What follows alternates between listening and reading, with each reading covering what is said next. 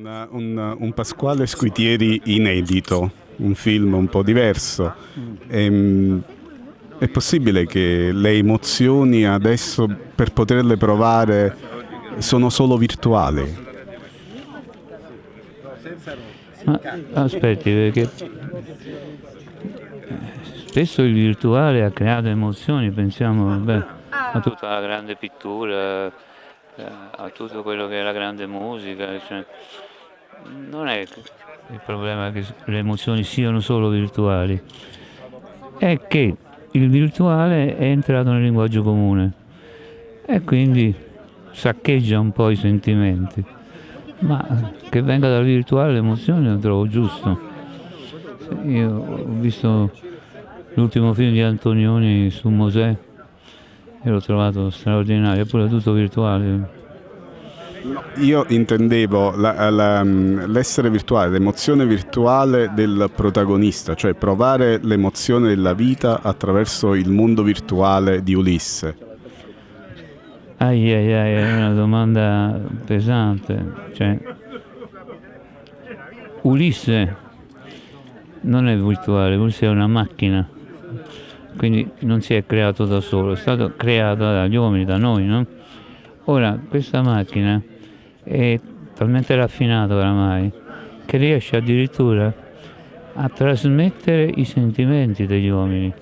Questa è una cosa spaventosa, non è descrivibile, gli scienziati ci stanno provando, eccetera, e ci riusciranno nel 2024, più o meno come data. E quindi noi abbiamo un grosso problema. Ci confrontiamo con una macchina che ragiona come noi. Non solo, ma che costruisce come noi. Molto più rapidamente di noi.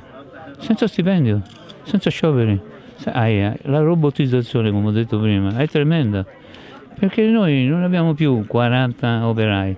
Noi abbiamo una macchina che lavora per 40 operai. Giorno, notte, feste, cose, non ne frega niente.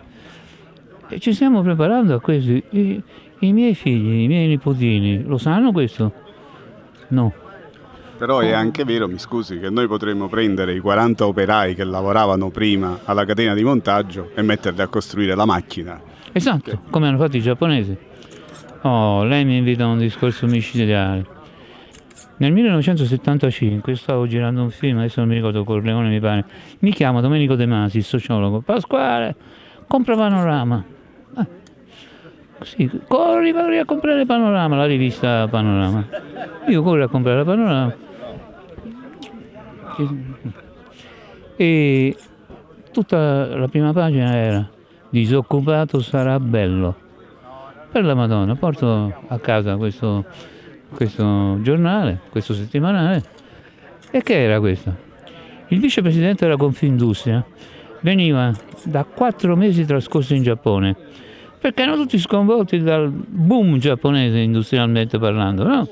Perfino gli Stati Uniti avevano timore di questo.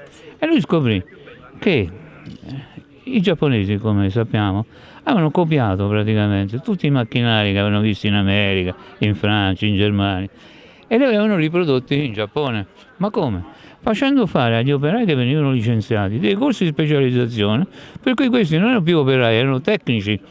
Non tutti logicamente, però le cose si compensavano. Io poi sono stato in Giappone, ho visto un po' come funzionavano le cose. In Italia no, perché doveva vincere l'operaismo, perché avevamo la CGIL, perché avevamo Berlinguer, perché dovevamo prendere il 32% e non l'abbiamo preso poi. Solo che le industrie non si sono specializzate. Adesso questi 3 milioni, 4 milioni di operai che sono fuori, e quando rientrano questi? Allora la mia lotta con la CGIL e con i sindacalisti era quella: voi lo vedevate quello che stava succedendo, no? Le tecnologie avanzavano da tutte le parti, lo volete, io ho fatto anche un film su questo argomento, lo potete dire all'operaio: guarda che è finita, guarda che le bandiere rose, tutte queste stronzate sono finite, tu ti devi specializzare, poi rimani comunista, rimani fascista, rimani quello che cazzo ti pare, però specializzati, perché tra un po' il lavoro non ci sarà più. Sono passati 50 anni, ecco come stiamo. Era Razza Selvaggia il film che lei ha. Bravo, la ringrazio. che debbono proiettare l'altro spettacolo. Ah, sì, certo. Lo continuiamo fuori.